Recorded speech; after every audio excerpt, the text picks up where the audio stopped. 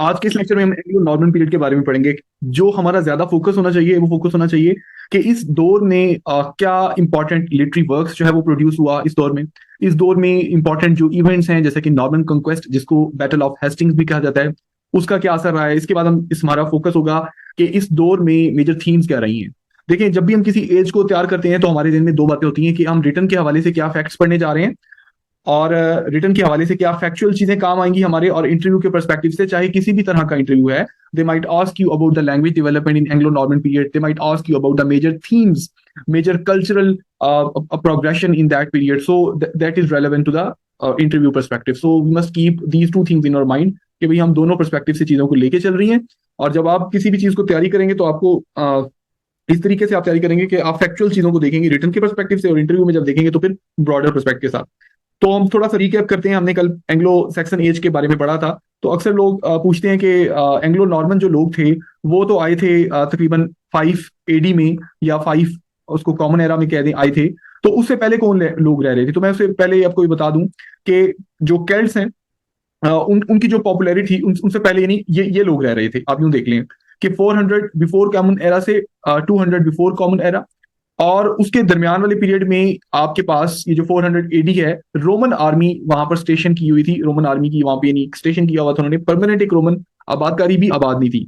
उसके बाद से जब वाइकिंग्स स्कैंडिनेवियन कंट्री से एंग्लो सैक्सन जो और ज्यूट्स उन्होंने हमले किए, और पे दर पे हमले करके उन्होंने अपना रिहाइश बना ली। नतीजा क्या निकला? मुकामी लोगों के साथ और जो हमलावर थे उनके साथ एक एमलगमेशन हुई और ओल्ड इंग्लिश लैंग्वेज डेवलप हुई, जिसमें जर्मनी का भी हिस्सा है, लैटिन लैंग्वेज के भी वर्ड शामिल हैं, जिसमें रीजनल डायलैक्ट्स जिसमें स्कैंडिनेवियन नॉर्वेजियन वर्ड्स जर्मनी के वर्ड्स हैं, मेजर कंट्रीब्यूशन जर्मनी का है। तो वो हमें नजर आते हैं।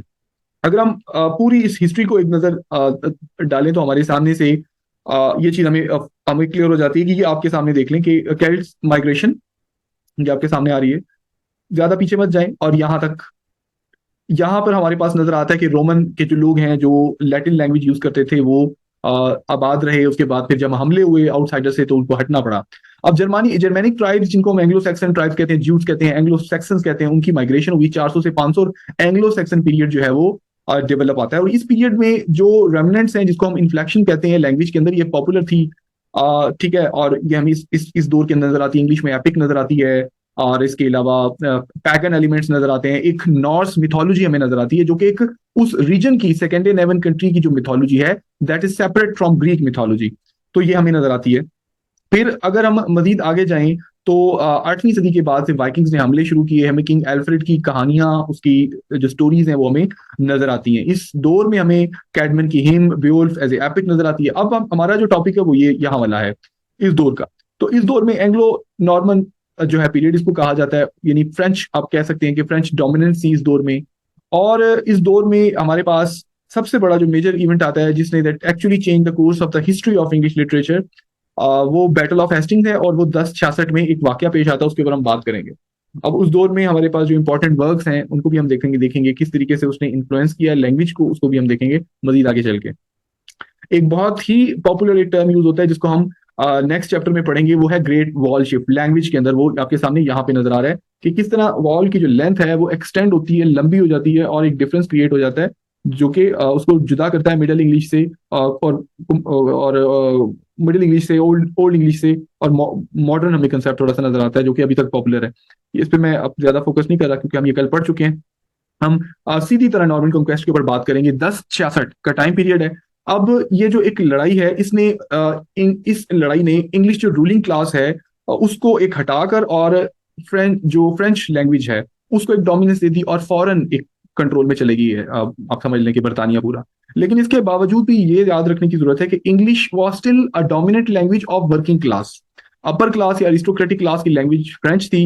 लैटिन जो है वो क्रिश्चियनिटी या बाइबल या मोनार्की या मोनेस्ट्री में यूज हो रही थी, और इंग्लिश एक कॉमन लोगों की लैंग्वेज थी। तो इसने चूंकि जो फ्रेंच लोग थे, और पर्टिकुलरली जो बादशाह था जिसने हमला किया, उसको बड़ा एक नोबल किस्म का बादशाह कहते हैं उसकी कस्टम इतने यूनिक और बड़े फैशनेबल और बड़े मुनफरिद थे कि उसकी वजह से कल्चर में भी एक बड़ा तहजीब डेवलप होने लगी। तो डेफिनेटली कि फ्रेंच ने इन्फ्लुएंस किया और उनको थोड़ा सा मॉडर्नाइज किया। तो Latin remained the language of church and learning while French became the language of the aristocracy. Middle English period आपके सामने, Chaucer, during Chaucer, age of revival, हमें ये 1350 के ऑनवर्ड नजर आते हैं। बैटल ऑफ हेस्टिंग के बाद नॉर्मन डायलेक्ट बन गया। 4 पॉपुलर डायलेक्ट हैं, उसके ऊपर भी बात करेंगे, लेकिन एंग्लो नॉर्मन डायलेक्ट अमूमन उसको कहा जाता है।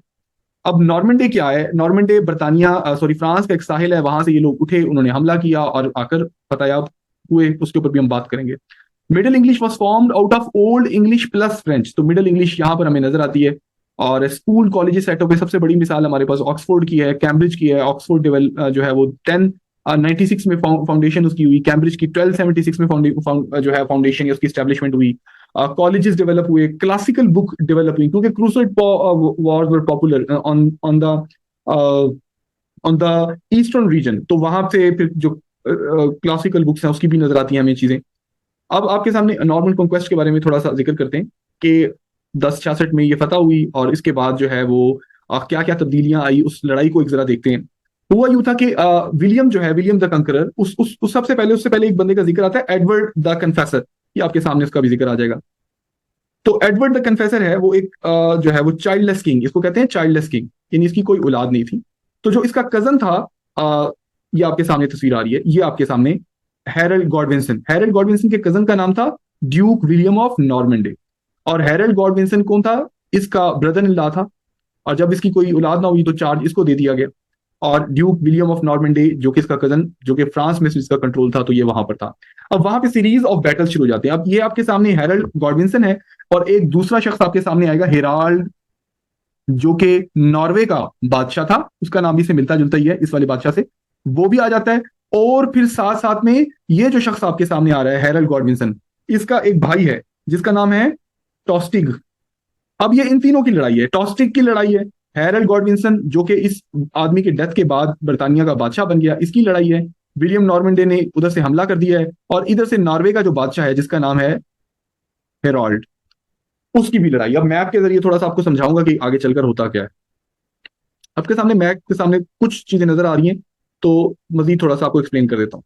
सबसे पहली जो सितंबर में जो लड़ाई शुरू होती है, हैरल्ड हेड्राडा, जो कि आप यूं समझ लें कि नॉर्वे का बादशाह है, उसने एडविन को शिकस्त दी। और एडविन को शिकस्त देने के बाद जब वो मूव करके आगे गया, तो वहां पे हैरल्ड, यानी बर्तानिया के जो बादशाह है, बर्तानिया का जो बादशाह था हैरल्ड गॉडविंसन, उसने नॉर्वे के बादशाह को शिकस्त दे दी।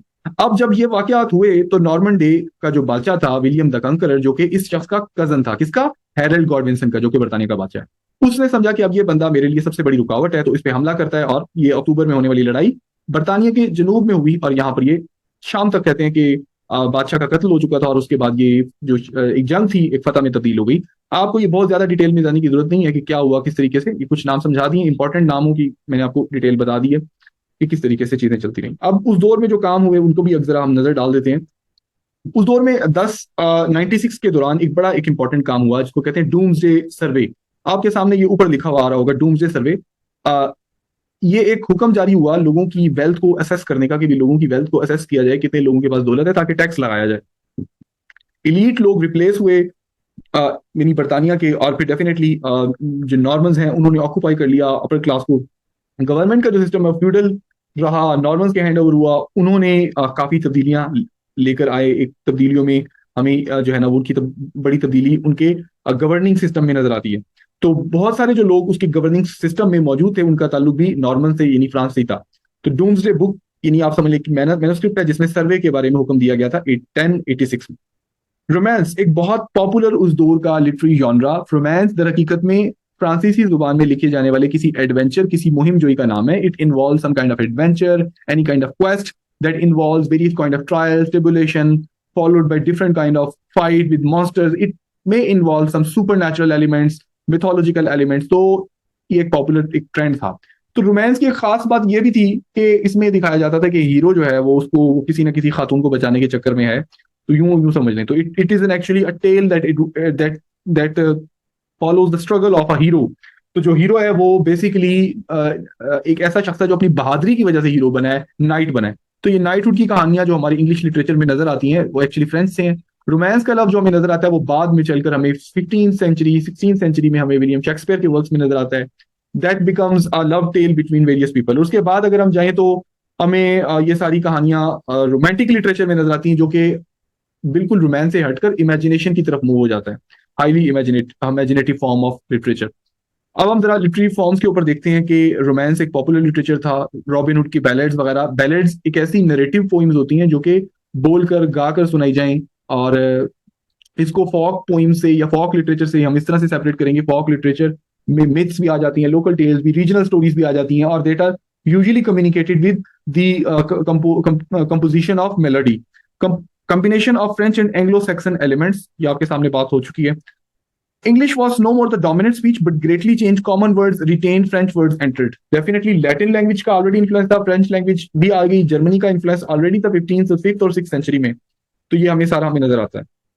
रोमांस इसके ऊपर बात करती है क्या चीज थी, रोमांस के थीम्स के ऊपर बात करते हैं। नाइट के बारे में बात करें, बहादुर आदमी जो कि किसी उसकी बहादुरी का लकब या खिताब अमूमन बादशाह या ट्राइब के लीडर की तरफ से दिया जाता, बड़ी ट्रेनिंग की जाती थी, ट्राइब के खास वैल्यूज होती थी। He must possess honour, he must show valour, honesty, spirituality. So we see all of these kind of elements in the Anglo Norman literature. तो ये हमें नजर भी आते हैं। रोमांस साइकिल्स, अब रोमांस साइकिल से मुराद ये है कि उस दौर में जो लिटरेचर लिखा गया, पोइट्री जो है वो उसमें कंपोज हुई, वो तीन मेजर एरियाज को जो है फोकस करती है। मैटर ऑफ फ्रांस को, मैटर ऑफ रोम को, मैटर ऑफ ब्रिटेन को। मैटर ऑफ फ्रांस से मुराद क्योंकि कोई कहानी लिखी गई है तो उसमें फ्रांस के जो बहादुर लोग हैं, नाइट हैं, बादशाह हैं, उनकी कहानियां या उनके लोगों की कहानियां बताई जाएंगी। दर हकीकत में ये जो एम्पायर ऑफ शार्लमेन है, एम्पायर ऑफ शार्लमेन या इसको चार्ल्स भी कहते हैं बादशाह, ये रोमन बादशाह था, लेकिन इसको एम्पायर ऑफ शार्लमेन यानी मैटर ऑफ फ्रांस कहते हैं। और इसके दोस्तों की कहानियों को बनाने, उनको बताने के तरीकेकार को लिटरेचर में मैटर ऑफ फ्रांस कहा जाता है। तो उस दौर में जो चीजें बयान की गई उन्होंने तीन चीजों पर रिलाई किया, मैटर ऑफ फ्रांस पे, मैटर ऑफ रोम पे। मैटर ऑफ रोम से मुराद या तो लिटरेचर उस दौर का Alexander the Great, fall of Troy, Homer, Odyssey या वर्जिल के एनेड जो है उसको फोकस करते हुए चीजों को बताता, एक्सप्लेन करता। Matter of Britain Arthurian legend की कहानियां, उसके नाइट्स की कहानियां, बेओल्फ जैसे एपिक जैसी स्टोरीज कंकॉक्ट करके बयान की जाने वाली फोकस, यानी ये चीजें सारी जो है वो हमें नजर आती हैं। मेजर इश्यूज या कंसर्न्स या जो वर्क प्रोड्यूस हुआ उनमें ये तीन चीजें हमें मेजर हमें नजर आ रही होती हैं। किंग आर्थर के बारे में पहले मैं बता चुका हूं क्या किंग आर्थर प्रीवियस लेक्चर में। अब कुछ लोग तो ये भी कहते हैं कि शायद एग्जिस्ट भी नहीं करता था, अननाउन ऑथरशिप उस दौर में रही है, एक ये भी ध्यान में रखें कि उस पीरियड में ओल्ड इंग्लिश पीरियड से मुतासर आ रहे हैं। Wide range of subject, inclusion of French और लैटिन लैंग्वेज, ये हमें सारे आते रहे हैं। इसको हम दोबारा भी रिपीट करेंगे। Sir Gawain and green and knight, late 14th century, एक रोमांस है, मिडिल इंग्लिश का, ऑथर अननाउन है, और ऑर्थरियन स्टोरीज इसके अंदर इन्वॉल्व हैं। तो you don't have to go into the detail of this for the perspective of Britain. तो मैं इसकी स्टोरी लाइन को जो है वो स्किप कर रहा हूँ। उसके बाद ये आपके सामने मेजर थीम्स हैं जो कि हमें पता होनी चाहिए कि if they may ask you in interview कि what are the major themes of that period, so you can give an example. For example कोई सी poem, the owl and nightingale, उसको दे दें, या इस दौर में जो लेजेंडरी पोइम्स लिखी गई उनको एग्जांपल देते हुए आप डिस्कस कर सकते हैं। लिटरेरी फीचर्स, स्टैंडर्ड डायलेक्ट एक तो डेवलप हुआ, स्पेलिंग जो है वो फिक्स हुए, स्टोरीज किस तरह की लिखी गई मैं आपके सामने बता चुका हूँ। King Arthur, matter of Britain, उनकी कहानियां लिखी गई। Geoffrey of Monmouth was a British cleric and one of the major figures in the development of English historiography and popularity tales of king Arthur. He is best known for his chronicle the history of kings of Britain. अब ये बड़े काम की बात है जो आपको याद रखनी चाहिए कि जॉफ्री ऑफ मॉनमॉथ ने ये वाला काम किया, और डेफिनेटली उसके अंदर आर्थरियन लेजेंड की कहानियां मशहूर हुई हैं। तो जॉफ्री ऑफ मॉनमॉथ को आर्थरियन लेजेंड को मशहूर कर देने का भी क्रेडिट किया जाता है। शार्लेमेन, फ्रेंच मैटर जिसको मैं बात कर चुका हूँ। ब्रुट, रोमन द ब्रुट, जिसको फ्रांसीसी ट्रांसलेशन से ट्रांसलेट करके फिर इंग्लिश में लिखा गया एंग्लो नॉर्मन ओरिजिन में, और जो कि यू कह सकते हैं कि ट्रांसलेशन ऑफ तकरीबन 15 से 16,000 लाइन पर ये एक वर्स है। Geoffrey of Monmouth, Latin history of king of Britain, तो इसको song of Roland was written on Charlemagne. अब ये जो है वो the Brut of Roman the Brut, इसको जो है वो जो है जॉफ्री ऑफ मॉनमॉथ ने लिखा, जो कि 15,000 लाइंस पर नॉर्मन फ्रेंच वर्स है, जो कि किंग ऑफ ब्रिटेन के ऊपर एक और उसने किताब को एक्सप्लेन किया, लेकिन इसमें उसने फ्रेंच मैटर को हाईलाइट किया। फ्रेंच मैटर से हमारी पहले बात हो चुकी है कि फ्रेंच मैटर में शार्लेमेन चार्ल्स एक बादशाह गुजरा था, रोमन बादशाह था, उसकी कहानियां सुनाई गई। Alexander the great, Roman matter को अडॉप्ट किया गया, रोमन मैटर को डिस्कस किया गया, रोमन स्टोरीज, हिस्ट्रीज वगैरह। अब यहाँ पर आपके सामने मैं बता दूं कि ये जो लफ्ज मैटर मैटर बहुत दफा इस्तेमाल हो रहा है, ये मैटर का लफ्ज पहली दफा फ्रांसीसी शायर जेन वोडॉल ने इस्तेमाल किया। तो ये आपको पता होना चाहिए कि जो मैटर की बात की जाती है और किसने इस्तेमाल की। यूनिवर्सिटीज की एस्टैब्लिशमेंट की डेट जो कि इंपॉर्टेंट है उनको देखने की, 1096 और 1209 में कैम्ब्रिज यूनिवर्सिटी एस्टैब्लिश होती है। लैंग्वेज की डेवलपमेंट, लैंग्वेज की डेवलपमेंट आपके सामने है। Northern section of England use Northumbrian या डायलेक्ट्स हैं, Midland use Mercian, southern section use west section, और English court use normal French. ये इंटरव्यू का क्वेश्चन भी है इस साल 2022 का, कि कौन से डायलेक्ट पॉपुलर थे। तो ये डेफिनेटली मेमोराइज करने वाली हैं चीजें। अगर हिस्ट्री को अच्छे से पढ़ा है तो आप उसको अच्छे से एक्सप्लेन भी कर सकते हैं। तो ये डेवलपमेंट हमें नजर आ रही है किस तरीके से वाइकिंग्स, नॉर्मन और फ्रेंच हमें डोमिनेंट नजर आती है इस पीरियड के अंदर। इसके बाद है ग्रेट वॉल शिफ्ट। इसको हम कल डिस्कस करेंगे कि किस तरह से वॉल की जो लेंथ है वो एक्सटेंड होती है और एक परमानेंट चेंज हमें नजर आता है। एंग्लो नॉर्मन पीरियड में जो इंपॉर्टेंट वर्क्स हैं उनको जरा देखते हैं। History Historia Regum Britannia geography of वॉनवोथ। अब ये जो किताब है एक मॉन्क ने लिखी और 1136 में, कंप्लीट हिस्ट्री ऑफ ब्रिटानिया की, और ये लातीनी जुबान में लिखी गई। और इसने बहुत सारे केल्टिक लेजेंड्स को इकट्ठा किया और अपनी इमेजिनेशन का इस्तेमाल करके उसने इनको रिफ्रेम किया। अब इसका हमें असर शेक्सपियर के किंग्स लेयर मॉर्टे डे आर्थर में, जो कि थॉमस मेलोरी ने लिखी 1485 में, और टेनिसन की आइडल्स ऑफ द किंग में हमें नजर आती है इसका इन्फ्लुएंस। तो इसमें क्रिश्चियन एलिमेंट और पैगन एलिमेंट और मिथोलॉजिकल एलिमेंट भी हमें नजर आते हैं। तो यूं कह सकते हैं कि हिस्ट्री ऑफ ग्रेट ब्रिटेन, जिसको लातीनी जुबान में लिखा गया, जियोफ्री ऑफ मॉनमॉथ ने एक इंपॉर्टेंट वर्क है इस दौर का। ब्रूट ब्रूट लेमॉन्ट इंग्लिश प्रेस ने इसको लिखा। लेमॉन्ट ने इसको क्रॉनिकल ऑफ यानी क्रॉनिकल ऑफ ब्रिटेन भी कहते हैं। अब दर हकीकत ये राइमिंग क्रॉनिकल में लिखा गया, डिस्ट्रक्शन ऑफ ट्रॉय और एस्केप ऑफ एनीज उनके बारे में बताता है। और फिर उसका जो ग्रैंडसन है ब्रूटस वो निकलता है और वहां से ब्रिटानिया की बुनियाद रखता है। ये एक किस्म की एक जो है वो पोइम लिखी गई। जो फाइनल पार्ट है इस पोइम का वो किंग आर्थर और उसके नाइट्स के बारे में है। इसका जो ओरिजिन है बेसिकली वो फ्रांसीसी है, यानी इसकी जो ट्रांस बैक इसका नहीं है, इसको ट्रांसलेट हम कहें तो फ्रांसीसी से फ्रेंच लैंग्वेज से लिया गया।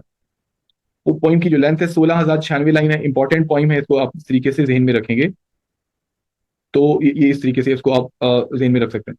इसके अलावा the poem was written in Anglo Saxon language with certain French influences already at work in rhymes and assonances. तो एक चीज तो हमें स्टाइलिस्टिकली ये हमें समझना चाहिए कि इस दौर में alliteration, metaphorical usages, usages of rhyme, refrain in rhymes, repetition in the second line of verse और एजोनेंस एक प्रोमिनेंट फीचर थे जो कि स्टाइलिस्टिकली हम बता सकते हैं कि यूज होते रहे। अलेमॉन्स पोइम ब्रूट को फर्स्ट नेशनल एपिक पोइट भी इंग्लिश की कहा जाता है, लेकिन थोड़ा सा कंटेंटेड इसमें आ जाता है कि फिर हमारे पास एक एपिक जो है बेवुल्फ मौजूद है जिसको बड़ा एक नाम दिया जाता है। तो the question is still debatable that who could be considered as the first English epic in English. हमारे पास Sir Gawain and Green Knight का एक जो है वो एक वर्क है जिसको आर्थरियन रोमांस कहा जाता है। सर गावेन जो एक नाइट है सर आर्थर की कोर्ट में, उसकी एडवेंचर्स के बारे में बताया जाता है। इसका सोर्स मटेरियल यानी आप कह सकते हैं कि फ्रेंच मैटर है। और ये जो पोइम है ड्रामेटिक क्वालिटीज को भी एक्सप्लेन करती है, और इसका जो हर स्टेंजा है उसके सेकंड लाइन टेल राइम है, यानी रिफ्रेन है, उसके अंदर रिफ्रेन पाया जाता है। द ओल एंड नाइटिंगेल। ओल एंड नाइटिंगेल एक ऐसी फेबल है जो कि एनिमल्स, प्लांट्स यानी इन एनिमेट ऑब्जेक्ट्स को हाईलाइट करती है, जबकि पैरेबल इंसानों को कैरेक्टराइज करती है। और फ्रांस इसको ट्रांसलेट किया गया। ये दर हकीकत में एक जो है बुलबुल और एक उल्लू के दरमियान की एक लड़ाई की कहानी है। दोनों आपस में लड़ते झगड़ते हैं, फाइट करते हैं। जबकि बुलबुल है वो एक जो है वो दुनिया में खुश या खुशियां या आजादी या सैर तफरीह को रिप्रेजेंट करती है, जबकि ओल जो है मॉरल रिस्पेक्ट को डिस्कस करता है। फिर ये आपस में इस चीज पे बहस करते हैं कि खुदा के पास कौन जाएगा, गॉड के पास कौन जाएगा। बाकी जानवरों को भी अपने साथ बुलाते हैं, बहस में हिस्सा लेते हैं बाकी जानवर भी। फिर एक आखिर में मास्टर निकोलस को दावत दी जाती है जो कि आके फैसला करे, लेकिन मास्टर निकोलस चाहता है कि वो उल्लू के हक में फैसला करे, ओल के हक में फैसला करे, but he still unable to decide. और आखिरकार ये मैटल अनरिजॉल्व हो जाता है, और इसमें ये एक मैसेज दिया जाता है कि हर एक की मोरालिटी उसके मुताबिक है और वो शायद उसके मुताबिक रिवार्ड पाए। 1794 लाइन की लंबाई है जो कि फैक्चुअल बात है जो हमें पता होनी चाहिए। इसने जो लिटरेचर में कंट्रीब्यूशन की वो burlesque, comedy, parody, traditional beast fables, जिसका हमें इन्फ्लुएंस हमें जाकर जोनाथन स्विफ्ट की गुलिवर्स ट्रैवल वगैरह जैसी या एडमंड स्पेंसर की फेरी क्वीन में भी हमें नजर आता है। द पर्ल एक एलिजी, अब इसको आप कह लें फादर का लेमेंट है for his little daughter Margaret. 14th century middle English poem है with elements of medieval allegory and dream vision. Complex stanza है linking with other stylistic feature. तो कहते हैं कि ये शायद वही शख्स था जिसने sir Gawain and Green night लिखी, क्योंकि वो भी एनोनिमस कोई शख्स है उसके बारे में। तो ये जो इस लाइन की जो इस पोइम की जो लंबाई है वो तकरीबन 1212 लाइन। इसके अंदर सिर्फ लेंथ आपको जेहन में रखना जब वो इंपॉर्टेंट है आपके लिए। कुछ अनइंपॉर्टेंट वर्क्स भी हैं जैसे वाइनेर एंड वस्टोर, एलिटरेटिव पोइम है जिसको आप जरा जहन में बिठा सकते हैं क्योंकि इनका इतना ज्यादा इस्तेमाल नहीं होता। Poem moral the moral ode, ये भी इतनी ज्यादा इंपॉर्टेंट नहीं है जिसको बहुत जोर लगा के याद के, लेकिन but you still have to read it. 400 लाइनों पे मुश्तमिल एक नज़म है। और रिपेंटेंस जो है और इसके अलावा सेल्वेशन के एलिमेंट इसके हमें अंदर नजर आते हैं। Another important and famous poem of Anglo-Norman period is Cressida Mundi, The History of the World। अब हिस्ट्री ऑफ द वर्ल्ड जो हमें ये एक इंपॉर्टेंट नज़म है इस दौर की, जो कि 30,000 लाइनों पर लंबी है। इस दौर में अगर कोई प्रोज का वर्क लिखा गया तो वो फ्रांसीसी जुबान में या हैब्रियो लैंग्वेज में पहले से ही मौजूद था, तो इतनी कोई बहुत ज्यादा कंट्रीब्यूशन नहीं हुई। और अगर हुई भी है तो वो अनइम्पॉर्टेंट वर्क्स में आ जाता है, तो उसके ऊपर इतना ज्यादा फोकस करने की जरूरत नहीं है। तो इसके बाद हमारा आज का जो लेक्चर है वो इख्तिताम पजीर होता है। कल का लेक्चर हमारा थोड़ा एक्सटेंसिव होगा, लंबा होगा, जिसमें हम जेफरी चौसर के बारे में पढ़ेंगे। होपफुली शायद कल ना हो या परसों हो, और जेफरी चौसर के बारे में पढ़ेंगे और उसकी उस दौर में होने वाली कंट्रीब्यूशन, कैंटरबरी टेल्स, उन सारी चीज़ों के बारे में हम आइडिया लेंगे।